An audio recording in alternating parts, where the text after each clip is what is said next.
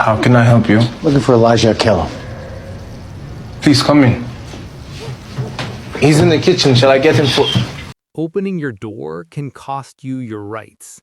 Most people think police showing up at their home is just a normal conversation, a quick chat, a harmless knock, maybe just a few questions. But what if I told you that the moment you open that door, you might be giving away protections you didn't even know you had? And worse, knowing your rights isn't about being difficult, it's about being protected. The law is powerful, but only if you understand how to use it. Most people lose their rights because they don't know them. Most people don't realize they are being legally cornered before they even say a single word. Today, you're going to learn exactly what to say, what to do, and what not to do if police come to your door. Because your home is not just a building, it's your strongest legal shield. And if you don't protect it properly, you could lose that protection in seconds. If you learned something today, subscribe, because the next time this happens, it won't be a video. It'll be real life. It starts with a sound you can't ignore. Knock, knock, knock. Sometimes it's slow and calm, sometimes it's aggressive, sometimes it's late at night when everything feels wrong. Your heart starts racing. You walk toward the door, and this is where most people make their first mistake. They open it immediately. But here's the truth most people never hear. You are not legally required to open your door just because someone knocks. Instead, stay inside. Do not open the door. Speak through a closed door or window. Why? Because once you open that door, you've already reduced your legal protection. Behind the closed door, you have control of the situation. You decide what comes in. You decide what leaves. But once that door opens, pressure changes everything. So the correct move is simple. Stay calm, stay inside, and speak clearly without unlocking anything. Now you speak. Not aggressively, not emotional, just firm and calm. You ask one critical question. Do you have a warrant? This is not rude. This is not suspicious. This is your constitutional protection in action. In the United States, under the Fourth Amendment, police generally need a warrant to enter your home. A warrant is not just a piece of paper. It is a legal permission slip signed by a judge. If they do not have one, they cannot legally force entry in most situations. So you repeat calmly, do you have a warrant? And here's where people get tricked.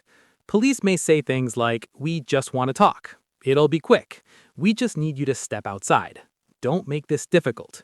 But remember this, a conversation outside your home is not the same as protection inside your home.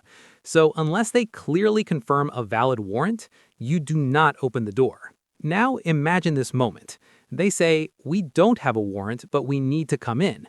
This is where your response must stay calm but firm. You say, I do not consent to any search or entry. That sentence is powerful. It does one thing very clearly. It protects your rights later in court. Even if things escalate, even if misunderstandings happen, that sentence matters. Because without consent or a warrant, entry into your home becomes legally complicated. Now, here's the key mindset. You are not trying to win an argument. You are not trying to fight authority. You are simply protecting your legal boundaries.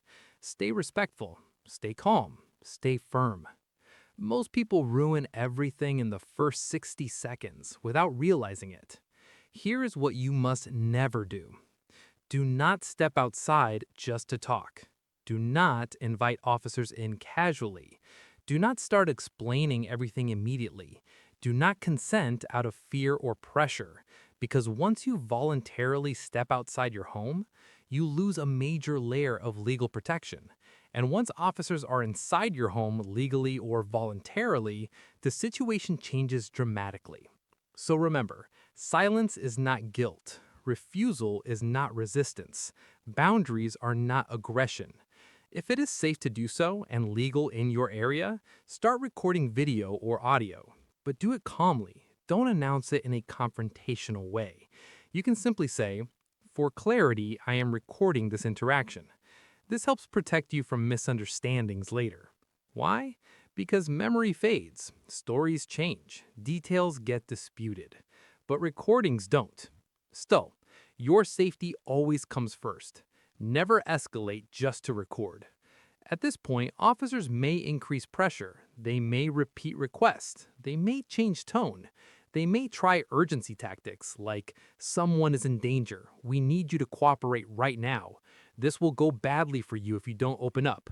This is where emotional control becomes everything. You must remember, urgency does not remove your rights, so your response stays consistent.